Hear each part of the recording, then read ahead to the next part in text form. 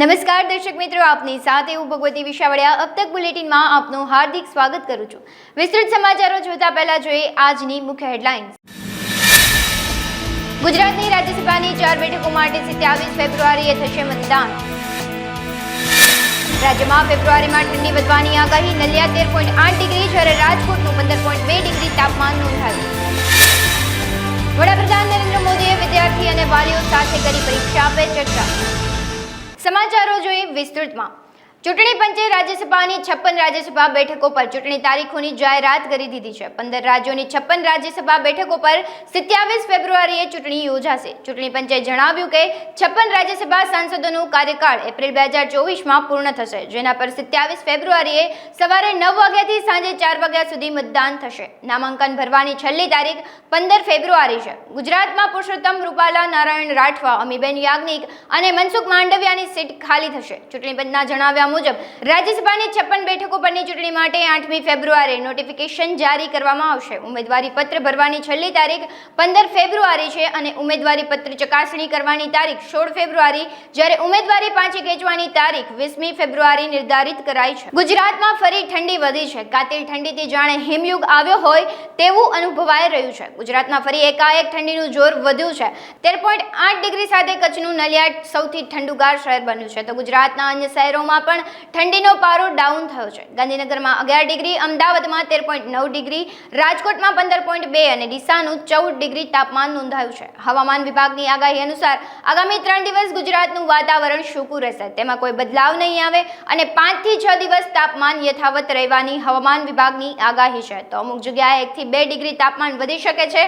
આગામી 2 દિવસ ગુજરાતમાં વાદળછાયું વાતાવરણ પણ રહી શકે છે। આગામી 5 દિવસને લઈને હવામાન વિભાગની આગાહી એવી છે કે 5 દિવસ ગુજરાતનું વાતાવરણ સૂકું રહેશે। પ્રધાનમંત્રી નરેન્દ્ર મોદી બોર્ડ પરીક્ષા 2024 પહેલા દેશભરના ધોરણ 10 અને 12ના વિદ્યાર્થીઓ સાથે પરીક્ષા પે ચર્ચા કાર્યક્રમ અંતર્ગત વાતચીત કરી હતી। દરેક રાજ્ય અને કેન્દ્ર શાસિત પ્રદેશમાંથી 2 વિદ્યાર્થીઓને, 1 શિક્ષક અને કલા ઉત્સવના વિજેતાઓને પીએમએ સીધા સંબોધિત કરવા માટે વિશેષ અતિથિ તરીકે આમંત્રિત આપવામાં આવ્યા હતા અને સવાલ જવાબ કર્યા હતા। પરીક્ષા પે ચર્ચા કાર્યક્રમની શરૂઆત પીએમ મોદીએ વર્ષ 2018થી કરી હતી। પરીક્ષા પે ચર્ચા 2024નું આયોજન 29 જાન્યુઆરીએ ભારત મંડપમ, પ્રગતિ મેદાન અને નવી દિલ્હીમાં કરવામાં આવ્યું હતું। આ દરમિયાન વડાપ્રધાન મોદી વિદ્યાર્થી સાથે બોર્ડ પરીક્ષા પર વાતચીત કરી હતી અને તેમણે તણાવમુક્ત થવાનો મંત્ર પણ આપ્યો હતો। આ વખતે કાર્યક્રમમાં 2 કરોડથી વધુ વિદ્યાર્થીઓ, વાલીઓ અને શિક્ષકોએ રજીસ્ટ્રેશન કરાવ્યું છે। પરીક્ષા પે ચર્ચાના 7મી સિઝનનું આયોજન કરવામાં આવી રહ્યું છે। આપણા ગુજરાત રાજ્યમાંથી પણ ધોરણ 6 થી 12ના કુલ 15 લાખ વિદ્યાર્થીઓ, 1,15,000થી વધુ શિક્ષકો અને 20,000થી વધુ વાલીઓએ પોતાની નોંધણી કરાવી હતી। सभी विद्यार्थी साथियों ने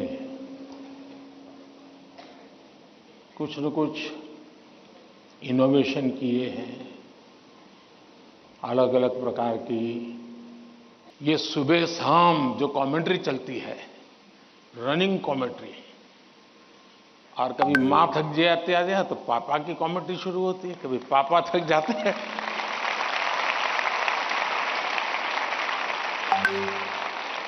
लेकिन जैसे एक सवाल में पूछा कालीकट से बच्ची ने, हेल्दी कंपटीशन, अब ये जो नेचर है वो भी एक प्रकार से बच्चे के मन में एक ऐसा भाव भर देता है कि मैं तो सब कुछ हूं, अब मुझे कुछ करने की जरूरत नहीं है। वो भी बहुत नुकसान करता है।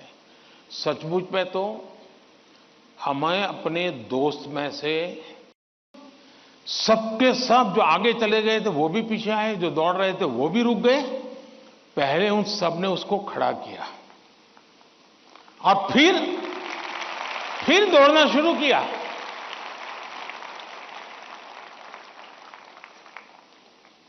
सचमुच में ये वीडियो दिव्यांग बच्चों के जीवन का भले होगा, लेकिन हम लोगों को भी ये बहुत बड़ी प्रेरणा और बहुत बड़ा संदेश दे देता है। अब तीसरा विषय है જામનગર શહેરમાં સાંસદ ખેલ મહોત્સવ 2024નો સાંસદ પૂનમબેન માડમના હસ્તે દબદબાભેર પ્રારંભ કરવામાં આવ્યો હતો. ઉલ્લેખનીય બાબત છે કે જામનગર સહિત ગુજરાતના તમામ સંસદીય વિસ્તારમાં સાંસદ ખેલ મહોત્સવ યોજવામાં આવી રહ્યો છે. તેના ભાગરૂપે જામનગર અને દેવભૂમિ દ્વારકાના જિલ્લાના સંયુક્ત ઉપક્રમે સાંસદ પૂનમબેન માડમ દ્વારા સાંસદ ખેલ મહોત્સવનું આયોજન કરવામાં આવ્યું છે, જેને ખૂબ જબરો પ્રતિસાદ પણ મળી રહ્યો છે. આ કાર્યક્રમમાં જામનગર મહાનગરપાલિકાના મેયર વિનોદભાઈ ખીમસુરિયા, ધારાસભ્ય મેઘજીભાઈ ચાવડા, શહેર ભાજપ અધ્યક્ષ ડોક્ટર વિમલ કથરા સહિત ભાજપના આગેવાનો અને મહાનુભાવો તેમજ ગુજરાત રાજ્ય રમતગમત અને સાંસ્કૃતિક વિભાગના અધિકારી સહિત મહાનુભાવોની વિશેષ ઉપસ્થિતિ હતી. નમસ્કાર. સૌ પહેલા તો આ સાંસદ ખેલ મહોત્સવના કર્ટન રેઝર અને શુભ શરૂઆત પ્રસંગે આયોજિત આ પ્રેસ કોન્ફરન્સમાં અને પ્રેસ બ્રીફિંગમાં હું આપ સૌનું સ્વાગત કરું છું. આપ સૌ જાણો છો મુજબ આપણા ગુજરાતના પનોતા પુત્ર, દેશના યશસ્વી વડાપ્રધાન શ્રી નરેન્દ્રભાઈ મોદી સાહેબ હંમેશા યુવાનોને શારીરિક સુસજ્જતા અને સાથે સાથે સ્પોર્ટ્સ ના આગ્રહી રહ્યા છે કે રમત ગમતમાં તમામ યુવાનોનું પાર્ટિસિપેશન હોય અને ફિટનેસ તરફ પણ આપણા યુવાનો વધુ ને વધુ જાગૃત થાય અને સ્પોર્ટિંગ ઇવેન્ટ્સનું આયોજન પણ આપણા યુવાનોને યોગ્ય પ્લેટફોર્મ આપવા માટે અને સાથે એનામાં સ્પોર્ટ્સમેનશિપ સ્પિરિટ, ખેલદિલીની ભાવના પણ ક્યાંક જાગૃત અને ઉજાગર થાય એના માટે હંમેશા તેઓ આગ્રહી અને પ્રયત્નશીલ રહ્યા છે. એ ખેલો ગુજરાત હોય, ખેલો ભારત હોય કે તમામ સાંસદોને એમના દ્વારા શહેરના સામાકાંઠા વિસ્તારમાં આવેલા સંત કબીર રોડ પર રામાપીરના મંદિર પાસે ટેન્કર અને બાઇક વચ્ચે ગમખ્વાર અકસ્માત સર્જાયો હોવાની ઘટના સામે આવી છે. અકસ્માતમાં બાઇક સવાર પિતા પુત્રના મૃત્યુ ઘટના સ્થળ પર જ નિપજ્યા છે. શૈલેષ પરમાર અને અજય પરમાર નામના પિતા પુત્રનું ઘટના સ્થળ પર જ મૃત્યુ નિપજતા હોવાનો બનાવ સામે આવ્યો છે. મારું નામ મનસુખભાઈ જાદવ છે અને ભાજપ અગ્રણી છે. ઘટનામાં એવું છે સાહેબ, આ લોકો સવારમાં 8:30 વાગ્યે દીકરાને ગમે ત્યાં મૂકવા જતા હોય એ એમને જાણ નથી, પણ સંત કબીર રોડ રામાપીરના મંદિર પાસે પૂર ઝડપે પાછળથી મોટું દૂધનું ટેન્કર આવતા બાપ દીકરાને બેયને પાછળના જોટામાં લઈ અને બેયનો છૂંદો કાઢી નાખ્યો છે. આવતીકાલે ઘરે બેનનો પ્રસંગ છે, ભત્રીજા થાય આ લોકો. અજયભાઈ શું કામ કરે છે? અજયભાઈ દીકરા જે રહ્યા એ નોકરી કરે છે અને પપ્પા જે રહ્યા એ મજૂરી કામ કરે છે. સદગુરુ શ્રી રણછોડનગર માં રહે છે. આપને શું થાય છે? અમારે અમારા વિસ્તારના છે એટલે અમારે તો ગમે ત્યાં જવાનું જ હોય. મારે સગું નથી થતું પણ અમારા પરિવારના છે એટલી મને ખબર છે. હવે તો ખબર નથી, મારા ભાઈનો ફોન આવ્યો એટલે હું એના કાકાને લઈને ગયો, ત્યાં પૂરું થઈ ગયું. અકસ્માતમાં કઈ જગ્યાએ ગાડી પડી છે અહીંયા, ખટારો અહીંયા પીડ્યો અકસ્માત. અકસ્માત ઓલા વાયલા જોટામાં આવી ગયા વાયલા. સુરત મહાનગરપાલિકાનું વર્ષ 2024-25 માટેનું ડ્રાફ્ટ બજેટ આજે સુરત પાલિકા કમિશનર શાલિની અગ્રવાલે રજૂ કર્યું હતું. દેશભરમાં સુરત સ્વચ્છતામાં નંબર 1 સિટી પર બન્યા બાદ હવે સુરત શહેરના વિકાસ માટે પાલિકાએ વધુ રકમ ખર્ચ કરવાનો નિર્ણય લીધો છે. ચાલુ વર્ષમાં ₹4,000 કરોડથી વધુની રકમની જોગવાઈ કરવામાં આવી છે. સુરત મહાનગરપાલિકા કમિશનરે વર્ષ 2024-25 માટે 8,718 કરોડનું ડ્રાફ્ટ બજેટ રજૂ કર્યું છે, જે અત્યાર સુધીનું સૌથી મોટા કદનું બજેટ બની ગયું છે. આજે સુરત મહાનગરપાલિકાનું વર્ષ 2023-24નું રિવાઇઝ્ડ બજેટ અને વર્ષ 2024-25નું ડ્રાફ્ટ બજેટ રજૂ કરવામાં આવ્યું છે. અમૃતકાલનું બજેટ રજૂ કરવામાં આવ્યું છે. માનનીય વડાપ્રધાનશ્રીના વિકસિત ભારત 2047ને ધ્યાને રાખીને અને ભારત દેશને $30 ટ્રિલિયન ઇકોનોમી ઉપર લઈ જવા માટે ને ધ્યાને રાખીને વર્ષ 2024-25નું ડ્રાફ્ટ બજેટ બનાવવામાં આવ્યું છે. ગુજરાત રાજ્યનું $500 બિલિયન નું 2027 માટેનું ટાર્ગેટ છે અને આમાં સુરત 30% જેટલું કોન્ટ્રીબ્યુટ કરે છે.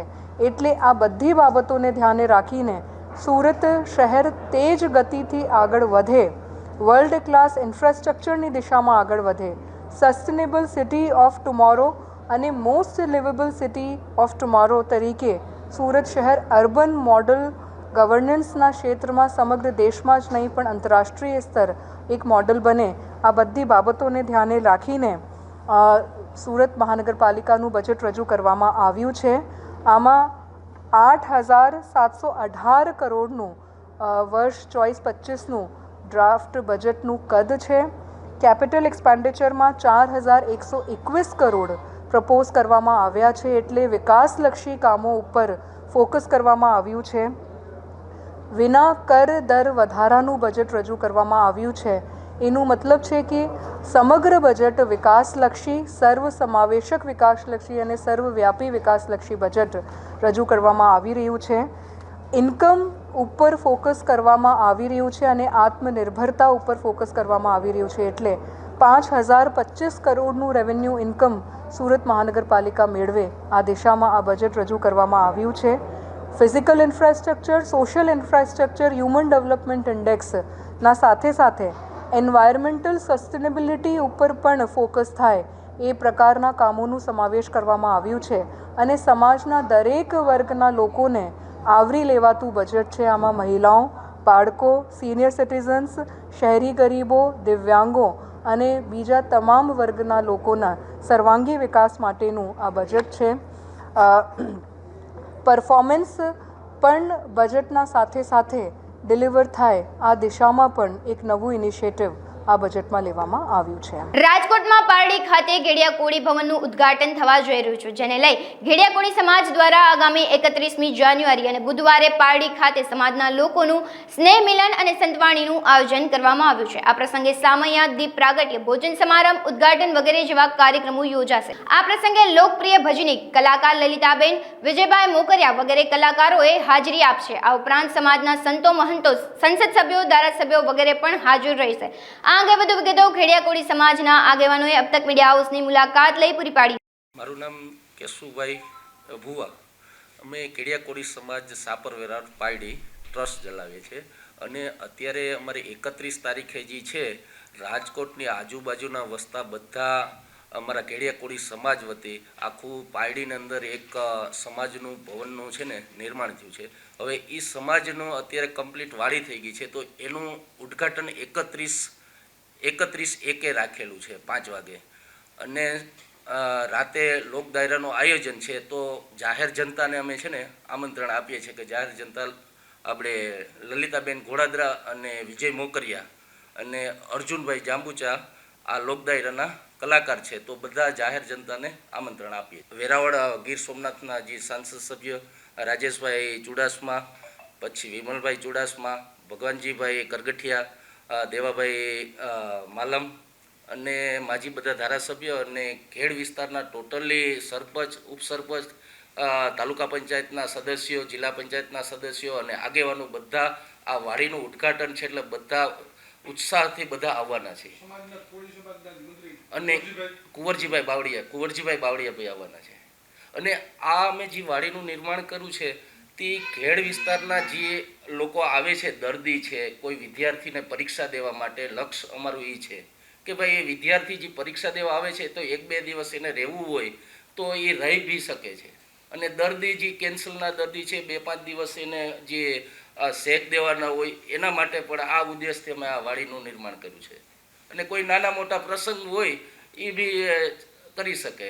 Rotary club of Rajkot greater દ્વારા આગામી 29 જાન્યુઆરી સોમવારે પ્રમુખ સ્વામી ઓડિટોરિયમ ખાતે શ્રીરામ કાર્યક્રમનું આયોજન કરવામાં આવ્યું છે, જેમાં શ્રીરામના જીવન યાત્રા પર સંગીત અને નૃત્ય સાથે અનોખા કાર્યક્રમનું આયોજન પણ કરવામાં આવ્યું છે, જેમાં આમંત્રિત મહેમાનો માટે એન્ટ્રી ફ્રી રાખવામાં આવી છે. આ અંગે વધુ વિગત રોટરી ક્લબ ઓફ રાજકોટ ગ્રેટરના આગેવાનોએ અબ તક મીડિયા હાઉસની મુલાકાત લઈ પૂરી પાડી હતી. મારું નામ રોટેરિયન નિલેશ ભોજાણી. હું રોટરી ક્લબ ઓફ રાજકોટ ગ્રેટરમાં પ્રેસિડેન્ટ છું અને 22 તારીખે અયોધ્યામાં રામ પધાર્યા એટલે અમને રોટરી ક્લબ ઓફ રાજકોટ ગ્રેટરની ટીમને એક વિચાર આવ્યો કે રામ રિલેટેડ રાજકોટમાં કંઈક ઇવેન્ટ થવી જોઈએ. એના અનુસંધાને જેમ આપણે ઘણા વર્ષોથી આ શ્રીનાથજીની ઝાંખી કરતા આવ્યા છીએ એ રીતે જય શ્રી રામના જીવન ચરિત્ર ઉપરની આખી પ્રોગ્રામ અમે કરવા જઈ રહ્યા છીએ આજે રાત્રે પ્રમુખ સ્વામી ઓડિટોરિયમમાં. આ પ્રોગ્રામ આમ તો ફક્ત આમંત્રિતો માટે છે, પણ અમારી રોટરી ક્લબ ઓફ રાજકોટ ગ્રેટરની યુટ્યુબ ચેનલ છે તેમાંથી લાઈવ પ્રસારિત થશે. આમાં સિંગરોમાં નિધિબેન ધોળકિયા, દેવભાઈ ભટ્ટ, રાજીવ શ્રીમાળી વગેરે છે. સાથે સાથે પરફોર્મન્સનું ગ્રુપ પણ છે અને એ રીતે આખો રામના જીવનચરિત્રનો આજે રાત્રે 9 વાગે પ્રમુખ સ્વામી ઓડિટોરિયમ.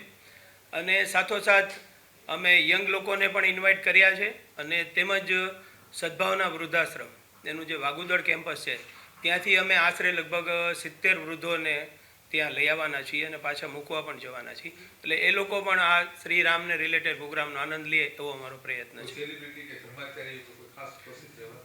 ના, એવું કંઈ નથી, પણ અમારા રોટરી ગ્રેટરના જે ડોનરો છે અને બેઝિકલી આમાં અમને મુખ્ય સહયોગ મળ્યો છે એકમ રિયાલિટી ગ્રુપનો.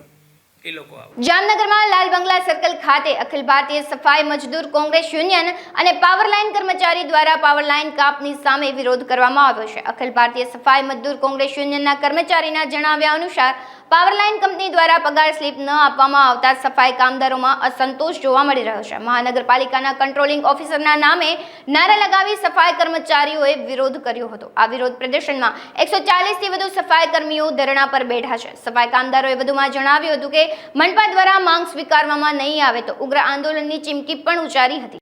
હરીશ કે ચૌહાણ, અખિલ ભારતીય સફાઈ મજદૂર કોંગ્રેસ શહેર પ્રમુખ.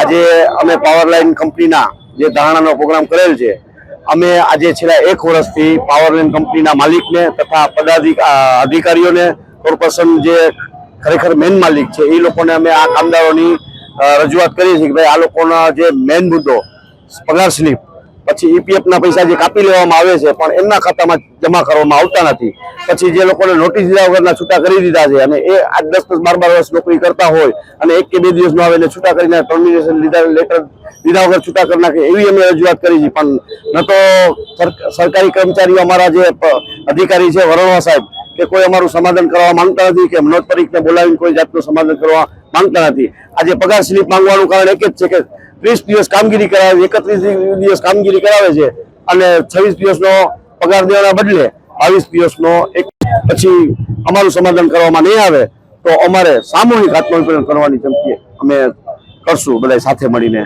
આત્મવિલોપન અમારા પ્રશ્ન સોલ્વ નહીં થાય તો. કેશોદના વંથલી તાલુકાના આખા ગામે ગૌચર ખાલી કરાવવાને લઈ ગ્રામજનોમાં રોષ જોવા મળ્યો હતો. તંત્ર અને ગ્રામજનો વચ્ચે નક્કી થયા મુજબ ગ્રામજનો એકઠા થયા હતા, પરંતુ પોલીસ અને વહીવટી તંત્ર ન પહોંચતા પેશકદમી હટાવવા કામગીરી અટકી હતી. આખા ગામના ગ્રામજનોએ તંત્ર ન પહોંચતા ગામના પાદરમાં મોટી સંખ્યામાં એકઠા થઈ તંત્ર વિરુદ્ધ રોષ ઠાલવ્યો હતો.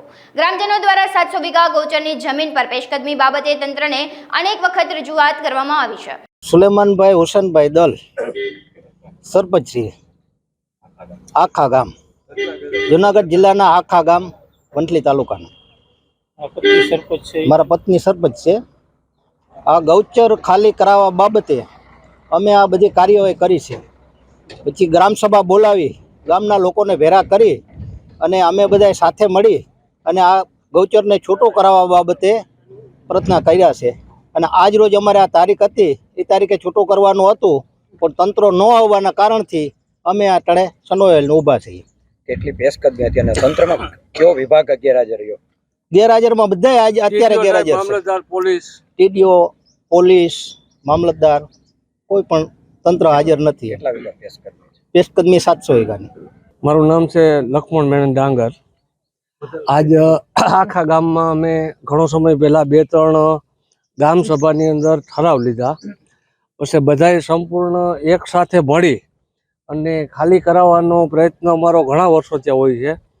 પણ અટાણે શીલાભાઈ જે સરપંચ છે એની ખૂબ મહેનત કરી અને બધી જે કાંઈ એની કાર્યવાહી હતી એ કરી અને આજે અમે આખા ગામની અંદર બધાએ આખું ગામ સહમતિથી બધાની હાજરીમાં ખાલી કરાવવા માટે તૈયાર હતા. પણ જે વંથલીથી તંત્ર આવવાનું હતું એ તંત્ર અટાણે આવ્યું નથી અને અમે હેરાન થઈ ગયા. આ ગામ બધાય ભેગું થયું અને અટાણે આખો દિવસ મજૂરી કરતા હતા. એ માણસો રોકાણા, ખેડૂત રોકાણા અને વંથલી પોલીસ, વંથલી તાલુકા પંચાયતમાંથી મામલતદાર સાહેબ, ટીડીઓ સાહેબ બધાય હાજર રહેવાના હતા. જરીપ આવી ગયા, જ્યાં જેસીબી મશીન આવી ગયા છે, ગામ બધું આવી ગયું છે. જે કાંઈ જરૂર હોય ગામ તરફથી સંપૂર્ણ તૈયારી અમારી હતી. પણ તંત્રએ આજ છે ને અમારી પાસે કાયદેસરનો દગો કર્યો છે એમ માનીએ છીએ અમે. જે મોકો અમને 20 વર્ષની અંદર મળ્યો હતો આજ ગામ એક થઈ અને જે કાંઈ સરપંચની મહેનત છે એને હિસાબે બધા એકઠા થયા હતા.